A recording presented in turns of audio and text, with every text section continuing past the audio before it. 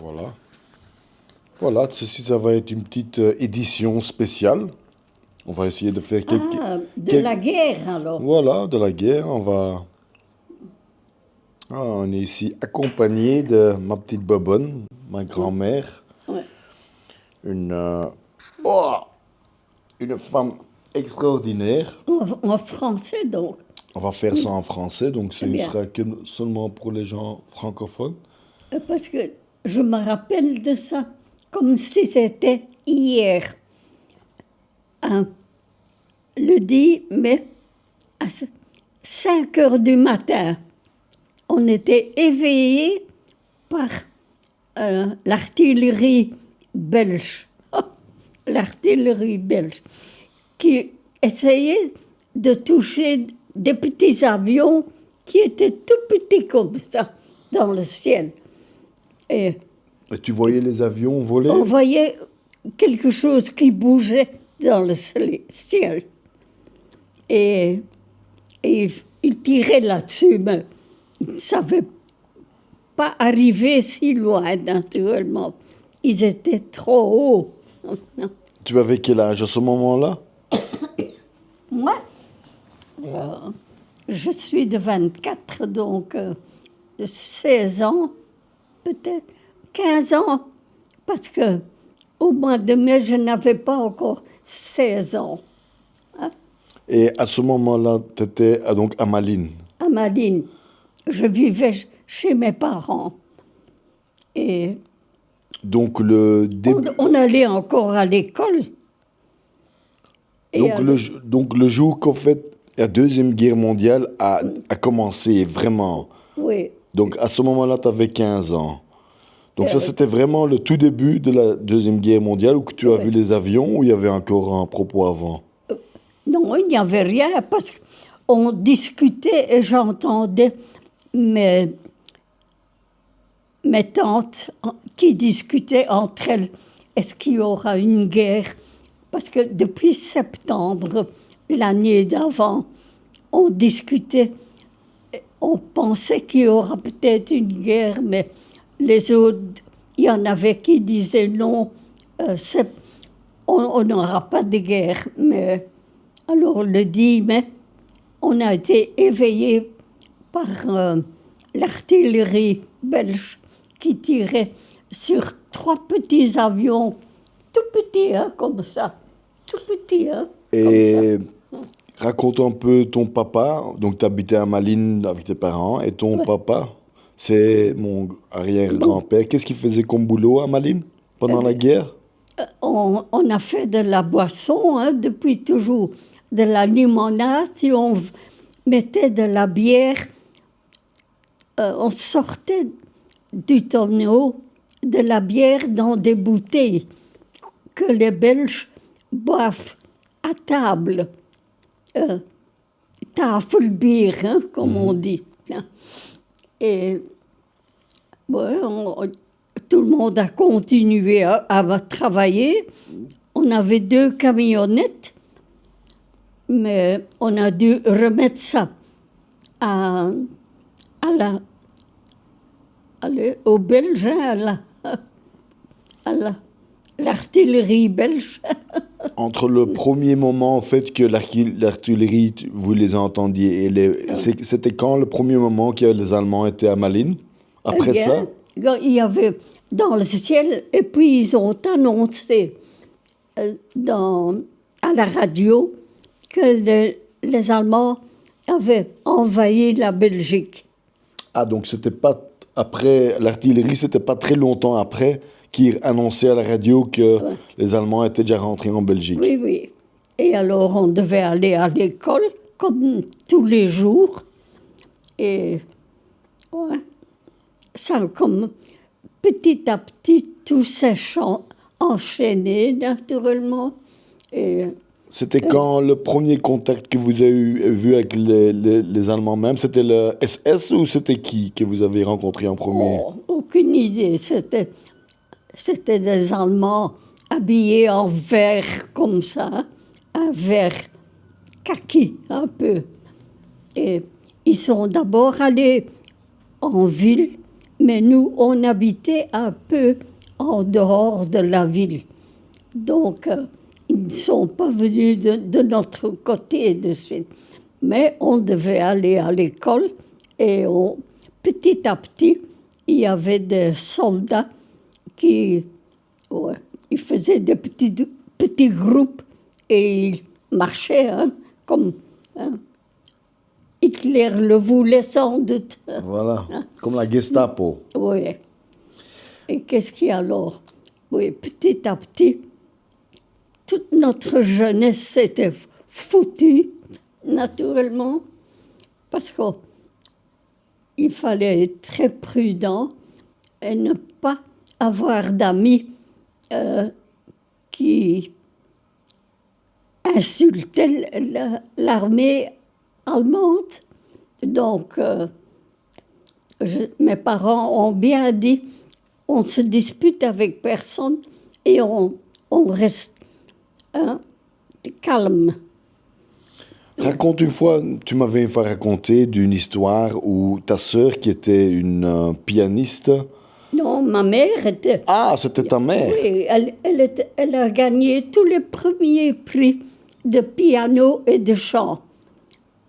Elle était si bien, ça c'était avant son mariage, parce que entre-temps, elle s'est mariée et elle a eu 6 enfants, donc elle était occupée ailleurs. Que ta maman, c'était une championne de Belgique ou c'était quoi? Oui, elle a gagné le premier prix. Elle était à l'Académie de musique et on lui a proposé de faire un contrat pour chanter comme chanteuse dans des... tu me prends un peu à l'improviste. Ah bah oui, mais c'est ça le but, hein. Quand on prend l'improviste, on veut rentrer dedans, hein, donc il faut penser un peu. Mais dès qu'elle s'est mariée, elle n'avait plus le temps, ni pour jouer au piano, ni pour chanter. C'est un peu dommage parce que c'était une superstar dans la famille. Oui, elle a gagné Dieu sait. tous les premiers prix et une médaille en or. Alors, comment est-ce que les Allemands, en fait, ils ont entendu que c'était la championne de dans le temps? Parce que... Il y avait un Allemand qui venait toujours acheter Stickum du Schnaps chez papa. Ça.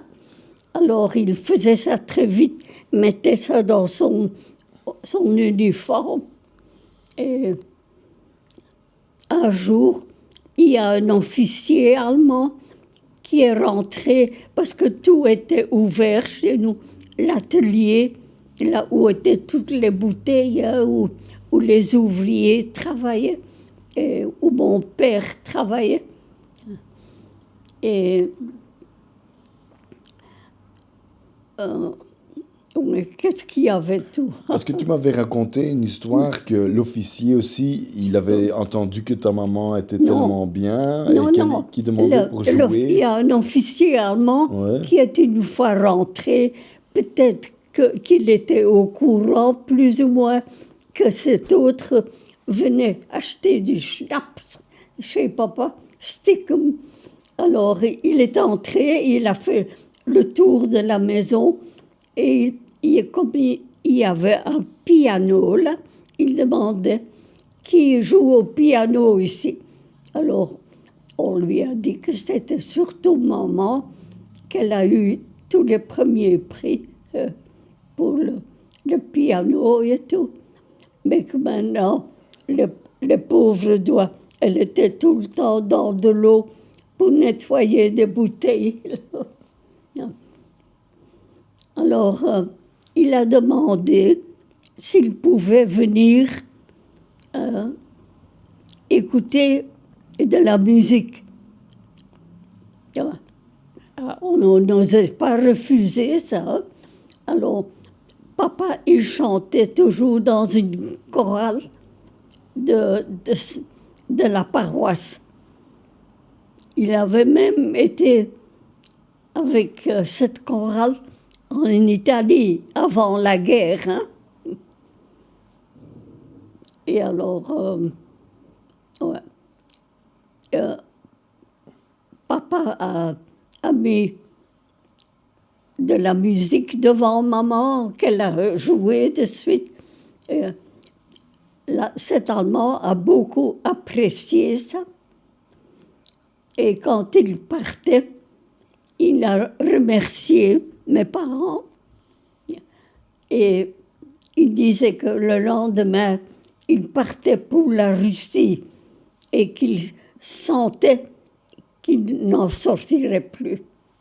Alors, il a fait une dernière chanson de tes parents avant de partir vers les ténèbres. Vers la Russie. Ouais. Ouais. Oui, et pour le reste, oui, on avait des amis qui se révoltaient un peu contre les Allemands. Ils ont été emprisonnés, naturellement. Et je ne sais pas si on a coupé la tête ou... Parfois, quand il y avait un ennemi des Allemands, ils coupaient les couilles des hommes. Ah ouais, donc coupé à Malines, ils ont coupé les couilles des hommes. Oui, ouais, de quelques hommes. Et si on tuait un Allemand, alors les Allemands faisaient des représailles et ils tuaient 10 Belges à la place d'un Allemand, quoi. Ah, donc ils tuaient 10 Belges pour un Allemand. Ouais. C'est pour ça que tout le monde avait aussi peur. Hein? Oui, on essayait de rester calme et de ne pas faire de stupidité.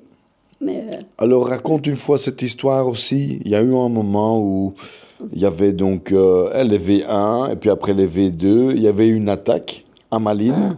non, Et oui, il y avait ma plus jeune sœur qui a 10 ans de différence avec moi, tante Janine. Elle était encore, elle n'avait qu'1 an ou 2 ans, je crois. mais non, toi tu avais 15 ans, donc 10 ans de moins, elle avait 5 ans Ouais, environ.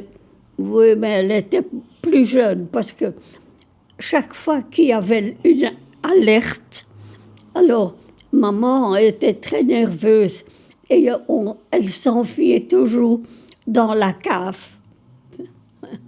Et papa, il dormait dans le jardin parce qu'il ne voulait pas que la maison tombe sur lui pendant qu'il dormait.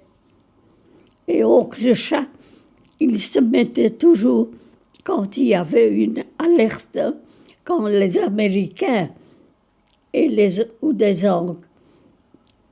Les Anglais. les Anglais, oui, ils Les Américains passaient, ou les Anglais? oui, ils passaient pour aller bombarder en Allemagne. Hein. Alors, ça faisait un bruit infernal. Hein. Ouh. Et ouais, on devait vivre avec ça tous les jours. Raconte la phase où, en fait, il y a une partie de notre famille qui a été touchée par une bombe dans la cave. Ah, ça c'est... J'avais un oncle Karl, et il était marié, il avait 2 ou 3 enfants, je ne me rappelle plus. Et il était entrepreneur et il fabriquait des maisons et tout. Et comme il avait fortifié sa cave pour se cacher la nuit pour quand ils venaient bombarder ou les bombardiers passaient au-dessus de la maison parce qu'ils allaient bombarder les Allemands. Alors, il y a toute la rue qui venait dormir la nuit chez mon oncle dans la cave. Et là, C'était combien de personnes environ? quarantaine. Une quarantaine de personnes. Ah oui. Oui, toute la rue. Dans une maison, il y avait 2 personnes, dans une autre, 3 personnes. Donc, mais comme ils pensaient que la cave serait bien fortifiée. Hein, Et c'était où ça, cette rue? Tu te rappelles de encore? Groenstraat, De Groenstraat à Malines. à Malines. Et tu ils sais ont- encore quel numéro? Non, mais ils ont encore donné un film là-dessus, il n'y a pas si longtemps. Ah, Bommen op Mechelen. Bommen op Mechelen. Ouais. Donc ça veut dire que les Américains Oui, ils ont ont lâché. tué une partie de notre famille et toute la rue, donc 40 personnes. Oui. Il y a un type qui est sorti vivant de là. Un moment. Donald Trump, Ouais. you killed a part of my family and 40 people in total, you know, in de Groenstraat in Mechelen. Ouais. So it's about time to pay your debt back. Mais c'était pas Donald Trump. Non, mais Donald Trump, c'est le président américain maintenant, donc Ouais. it's time to pay your debt back. Ouais. God damn it. Alors, on continue. Donc, oui, la police téléphonait mon père le lendemain. Il disait, il faut venir vérifier si c'est votre frère qui est mort dans la cave, avec sa famille aussi. Et alors, j'ai même accompagné mon père, parce que papa, il avait un choc. Il ne savait pas qu'il y avait des bombes qui étaient tombées sur toute la rue. Et il y a un voltreffer, hein, En plein sur la cave. en plein sur la cave. Ouais. Et il y avait une quarantaine de personnes sûrement. Et Et donc, il t'avait demandé de venir avec, t'accompagner ton papa, Oui. et tu as vu, donc... moi, je ne pouvais pas rentrer voir tous les morts qui étaient couchés par terre. Mais mon père devait donc aller vérifier si c'était bien son frère qui était là, avec sa femme et les enfants. Ouais. Et ton papa, après, il est allé à l'intérieur, il revenait, et il était en train de pleurer, ou il était choqué? Quand papa est sorti, je l'ai vu pleurer pour la première fois de ma vie. Mais après, on est allé voir la maison et l'atelier et le jardin qui était magnifique chez mon oncle. Et c'était vraiment rasé à plat, hein, avec cette bombe qui est tombée là-dessus. Et toute la rue et tous les autres gens. Quel drame, quel Parce drame. que je crois que les Allemands étaient encore à l'arsenal et les Américains ne savaient pas encore bien calculer comme ils calculent aujourd'hui. Hein. Donc, ils se sont trompés un peu. Bon, un peu. Quelles histoires, quelles histoires. Ouais. Alors, donc, raconte-moi quelque chose, à part encore une histoire que tu te dis, de la Deuxième Guerre mondiale même, que tu te dis, ça c'est quelque chose quand même qui me reste. Oh, je n'oublierai jamais parce que à un moment donné, on a été bombardés le soir et mes sœurs et mon frère, ils sont donc descendus pour aller dans la cave. Mais maman était tellement affolée qu'elle avait oublié la plus jeune sœur en haut. Alors, comme c'était quand même assez frais la nuit, et je crois qu'elle avait eu la rougeole ou quelque chose, une maladie d'enfant. J'ai tiré la nappe qui était encore sur table où on avait mangé et je suis allée sortir ma petite sœur et que j'ai emmitouflée dans cette nappe. Ouais. Ça, Je me rappelle comme si c'était hier. Et puis, ouais, petit à petit, les Américains ont quand même commencé, et les Anglais aussi. Il y a beaucoup d'Américains qui sont arrivés en Angleterre et alors ils se sont groupés ensemble pour aller attaquer les Allemands en Allemagne. Alors, on est Ouais. D-Day. Hein? On est D-Day. Où est-ce que tu étais au moment qu'il y avait le D-Day? Donc, la fin de la Deuxième Guerre mondiale. Eh bien, Tu étais où? petit à petit, il y avait les Allemands qui ont dû s'encourir. Hein, et quand ils partaient, ils brûlaient ou faisaient sauter tous les ponts pour ralentir les Américains et les Anglais qui arrivaient. Et oui, alors, c'était quand les Américains, les Anglais sont arrivés. Oui, c'était la fête en Belgique parce que on savait qu'on était sauvés des Allemands. Voilà. Donc, dès que la guerre était finie, Oui. est-ce que tu as quelques histoires que tu sais, quand les Américains, ils étaient à Malines, les Américains? Oui. Raconte une fois un peu, les Américains arrivent. Comment est-ce qu'ils sont arrivés? Comment est-ce que tu as vu les Américains pour la première fois à Malines? Il y avait des camionnettes et des voitures avec kaki de l'armée américaine qui passaient dans les rues et tout. Et alors on savait que les Américains étaient arrivés à Malines, mais ils ont surtout été fêtés à Bruxelles, hein, parce que quand il y avait des chars américains qui arrivaient en ville, et il y avait toutes les jeunes femmes et tout qui grimpaient sur les chars pour remercier les soldats américains et anglais. Donc, au fait, ce jour-là, il y a beaucoup de bébés américains qui ont été faits. Peut-être qu'il y a des bébés. Oui, il y a eu des bébés américains qui ont été faits. Oui. Mais plutôt dans le genre de famille du peuple. Hein.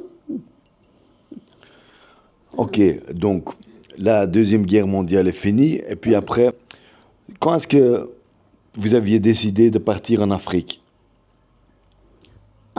Il n'y avait pas beaucoup d'avenir en Belgique pour les jeunes. Et nous étions un jeune couple marié.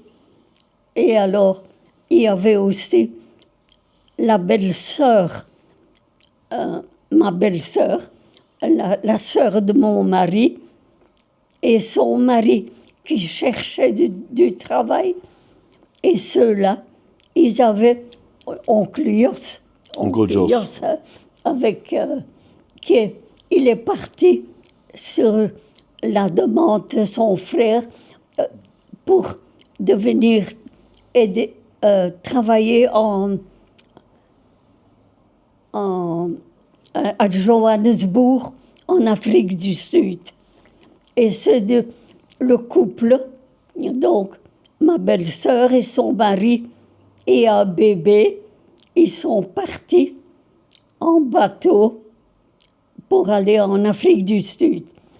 Et une fois installés là, ils nous ont demandé de les rejoindre en Afrique. Parce que oncle, mon mari, Parrain. parrain, donc, il aimait beaucoup sa sœur. Il s'entendait très bien avec sa sœur. Et alors, nous sommes partis. Tu avais quel âge à ce moment-là? Et comment est-ce que vous êtes allé en avion? On a été en bateau. Donc vous êtes allé En de bateau. Malines, Oh, vous êtes allé jusqu'à d'Anvers. Bruges. d'Anvers. On est parti d'Anvers en bateau pour l'Afrique du Sud. Donc à Anvers, Voilà. en bateau, Ouais. en Afrique. Et ça a pris combien de temps? Oh, je crois quand même 3 semaines. Ouais. Wow. Oh, on est arrivé au Cap. Attends.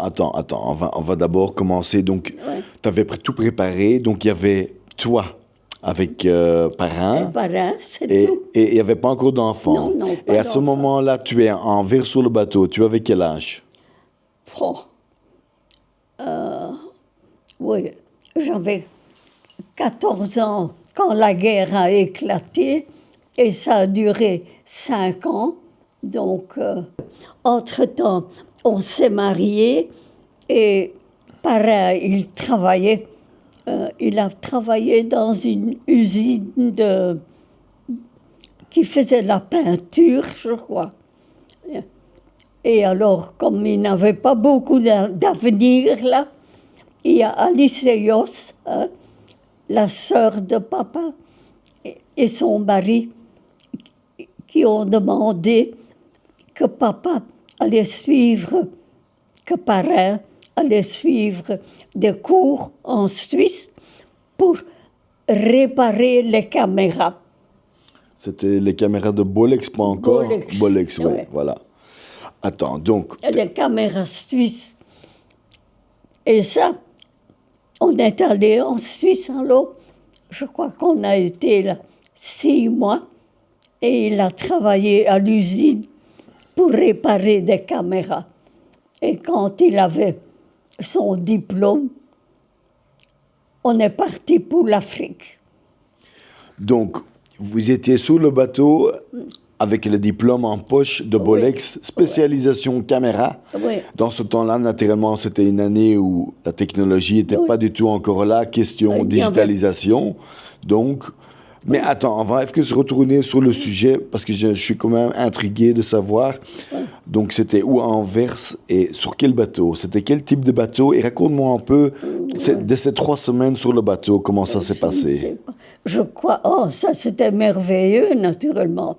On est parti d'Anvers et il y avait beaucoup de jeunes sur le bateau et tout le monde s'est fait des amis et parce qu'il y avait des fêtes sur le bateau. Et ils donnaient un petit bal le soir et Et combien de gens environ il y avait sur le bateau, tu te rappelles? C'était une sorte de ferry, grand bateau. un petit Titanic, un mini Titanic. Ça, tu sais, les bateaux, ça ne m'intéressait pas tellement. Mais il y avait du tout. Il y avait des gens qui rentraient en Afrique et il y avait des gens qui partaient pour un meilleur avenir parce qu'il n'y avait rien à faire en Europe, hein. Bien que tout était démoli, mais les gens n'avaient pas d'argent sans doute. Donc vous êtes parti d'Anvers. Est-ce qu'il y avait un stop ou c'était directement pour Johannesburg? Je crois qu'à Tenerife, on a fait un stop. Et puis on est arrivé au Cap. Et je me rappelle de l'odeur du Cap.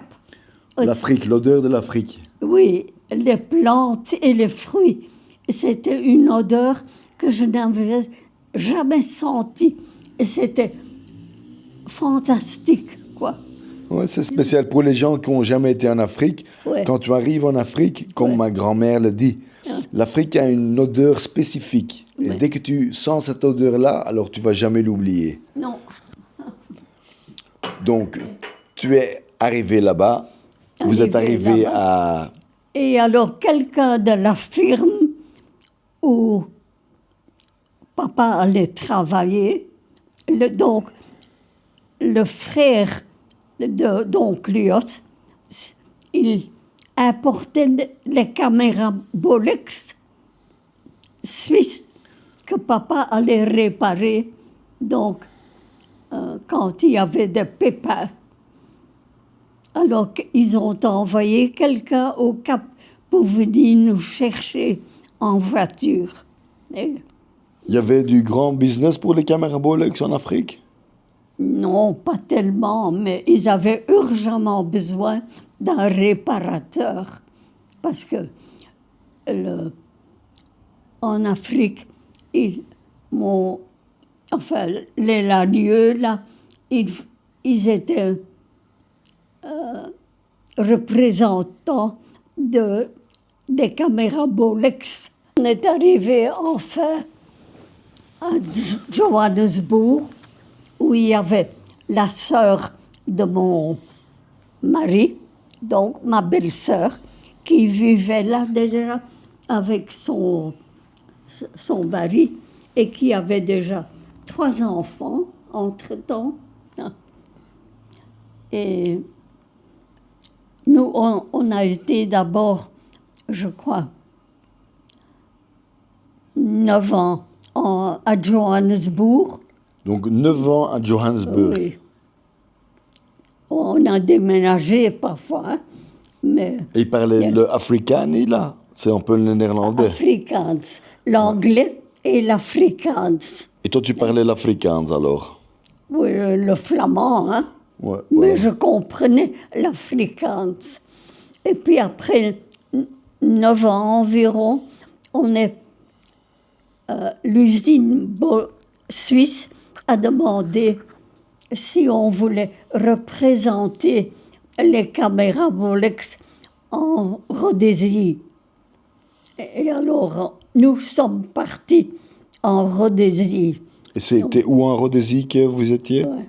Oui, on était dans la grande ville, là, mais où il y avait la plupart des Européens. Hein. En Afrique du Sud, c'était Johannesburg, et puis en Rhodésie, c'était... comment ça s'appelait encore? Ça fait déjà longtemps, hein, Bobby? Oui, il y a très longtemps. Il y a très longtemps. Et tu m'as pris... Si j'avais su que tu venais, j'aurais pu raconter ça mieux. Oui, mais il n'y a aucun problème. Moi, j'aime bien les choses en improviste et on est ici pour Oui, un mais peu... ça n'est pas bien. Si quelqu'un entend ça, ils disent le font. Mais pas du tout, Bobby. Pour commencer, ma grand-mère, elle a 101 ans et je trouve qu'elle le fait exceptionnellement à ton âge. Vraiment. Ouais, ça, je ne sais pas. 101, et c'est une femme qui a fait tellement pour la oui. famille. Attends, je suis occupé On là. est arrivé à Salisbury. On habitait à Ah, Salisbury. Salisbury. En Rhodésie, Salisbury. Salisbury, oui. Alors, raconte un peu de la vie là-bas. Oui, Comment était la vie? C'était la même chose qu'à Johannesburg. Hein. On avait un boy qui nettoyait pour soi et un jardinier qui travaillait dans ton jardin. Et moi, je faisais la cuisine. Et puis, j'avais 3 enfants. Donc, et chaque année, on allait chez Tante Alice à Johannesburg. Et l'année d'après, eux venaient à Salisbury, en Rhodésie. Donc, pour que la famille soit ensemble.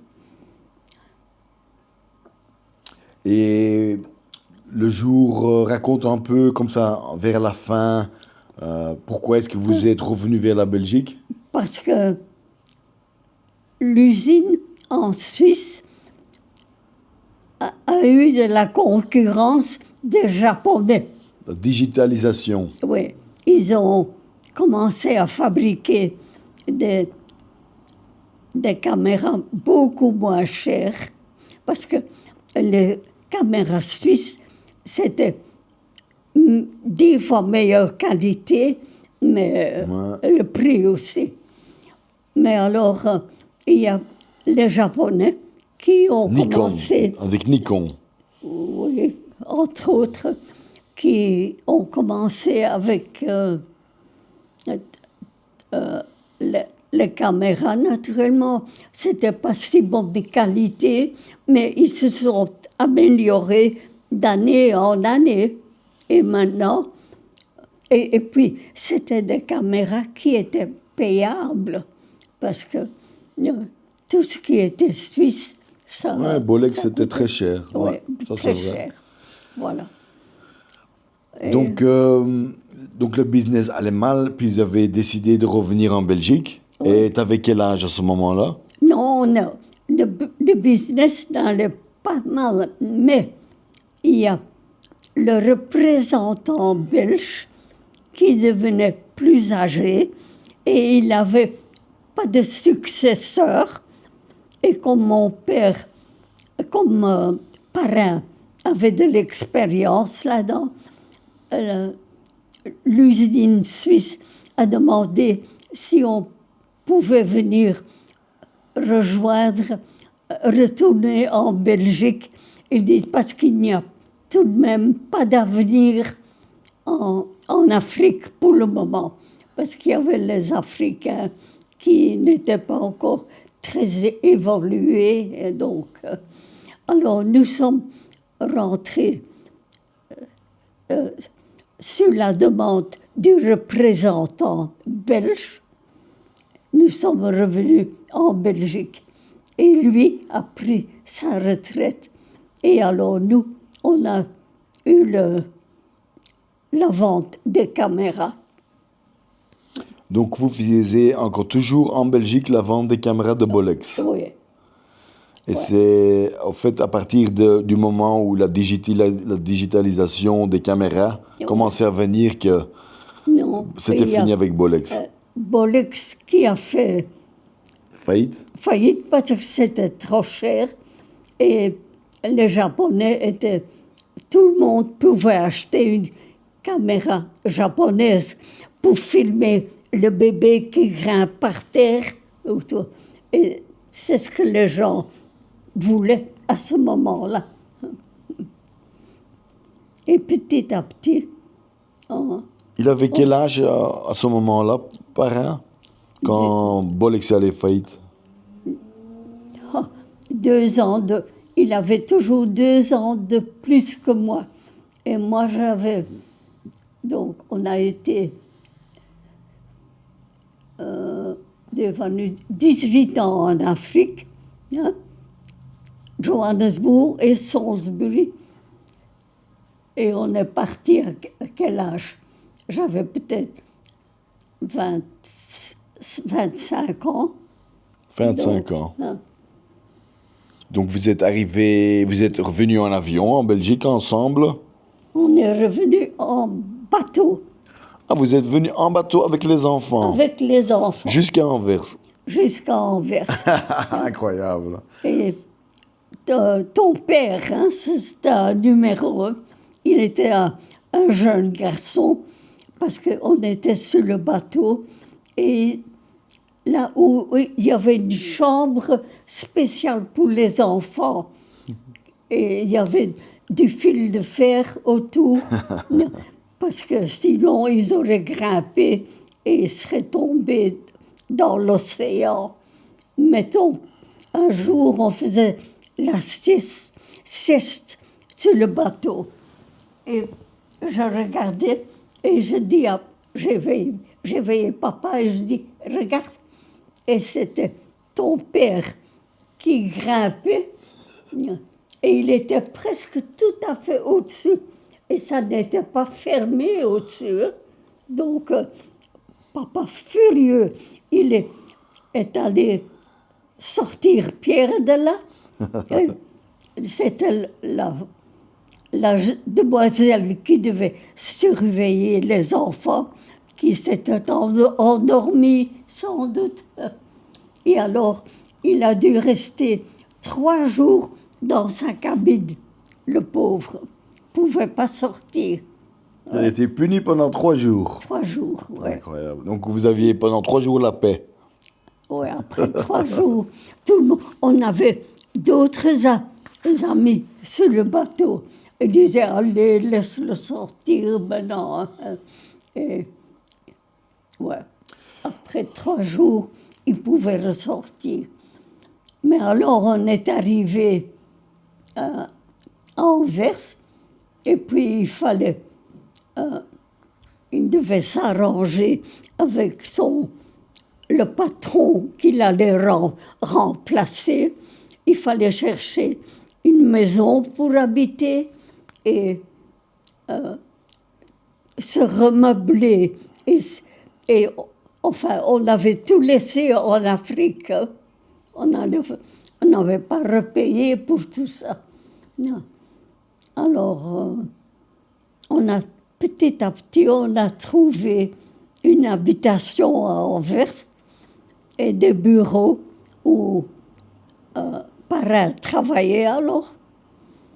Et les enfants sont allés à l'école à Anvers, mais il n'y avait personne qui parlait le flamand, naturellement. À Anvers. Oui, des enfants. Rien que si à Anvers, tout le monde parlait le Ah, flamand. voilà, Ouais. je pensais bien. Et à Malines aussi. Raconte un peu quelques histoires de l'Afrique même qui t'ont vraiment... Ça peut être n'importe quelle histoire. Raconte Oui. quelques trucs qui t'ont vraiment gardé. En Afrique, on avait le meilleur climat du monde. Il faisait tous les jours du soleil. Parfois, on avait un orage.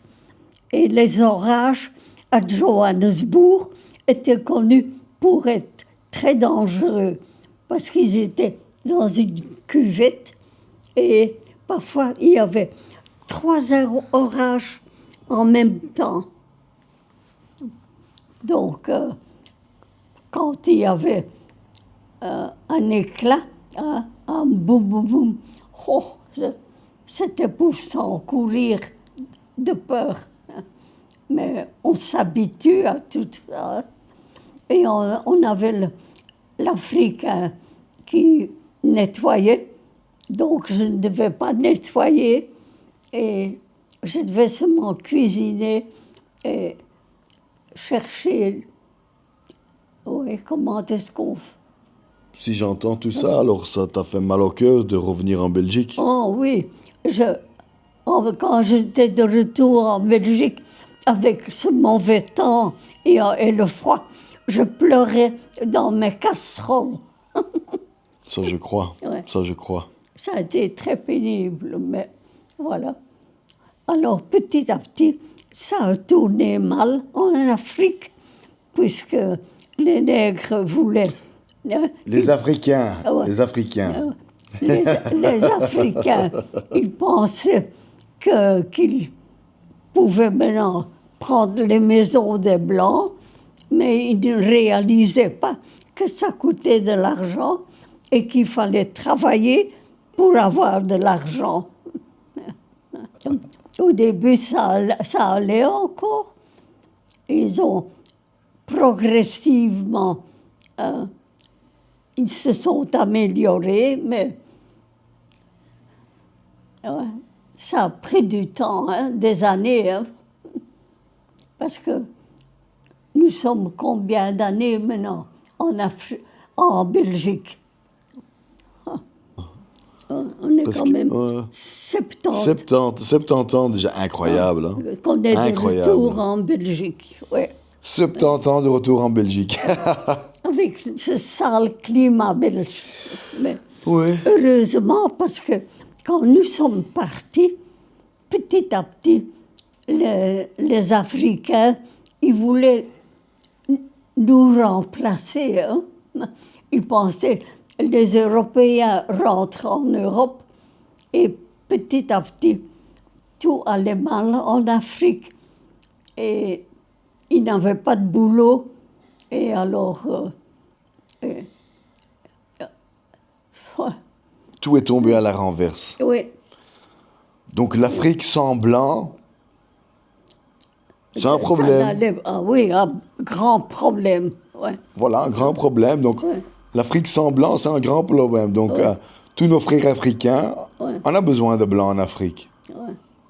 Donc ça sert à rien d'essayer de choter tous les blancs d'or parce que si vous allez faire ça, l'Afrique va tomber.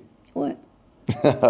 On avait des amis qui ont dû travailler même pour un certain chef noirs. Mais on avait même un ami qui avait un petit avion, mais devait toujours le cacher. Et il pouvait seulement l'employer pour aider de grands chefs européens. Donc vous entendez que dans son temps même, il y avait des Africains qui avaient des Blancs qui travaillaient pour eux. Ouais. Donc, c'est bien d'entendre ça. Ouais. Parce que beaucoup d'Africains croient qu'il y a des choses comme ça n'existait pas dans ce temps-là. Ouais. Donc c'est bien de Pas l'entendre. de notre temps, mais après, c'est-à-dire que s'ils ne faisaient pas ce que les Africains voulaient, ben alors... non. Mais ils se battaient surtout entre eux. Hein. C'était un clan contre l'autre. Hein. Comme toujours, encore toujours maintenant, hein, Encore malheureusement. toujours. Ouais. Mais on va pas aller dans cette question-là, parce que ça, c'est pas important. On a déjà assez de problèmes dans le monde. Donc, Bobby Wobbie, merci beaucoup en tout cas. On va terminer pour aujourd'hui. C'était presque 1 heure. 1 heure? C'était presque 1 heure, oui. Donc, je voulais juste un peu parler. La prochaine fois, on va encore une fois faire ça et on va un peu chercher des autres histoires. En tout cas, un grand merci. J'ai encore une amie qui est là. Et ils sont restés parce qu'ils n'avaient pas envie de rentrer en Europe. Et ils avaient combien de filles? 5 filles et un fils. 6 enfants. Donc, tu t'imagines, si mon amie aurait dû être en Belgique avec 6 enfants, elle aurait dû travailler très fort. Tandis que là-bas, elle avait la vie belle. Presque tout le monde avait ou bien une piscine. Moi, j'ai fait un terrain de tennis. Et alors, quand ce terrain de tennis était prêt, alors parrain disait, et maintenant on rentre en Europe. Alors, j'aurais pu le tuer. Hein? Oui, peut-être que tu aurais dû prendre... Et laisser les enfants là.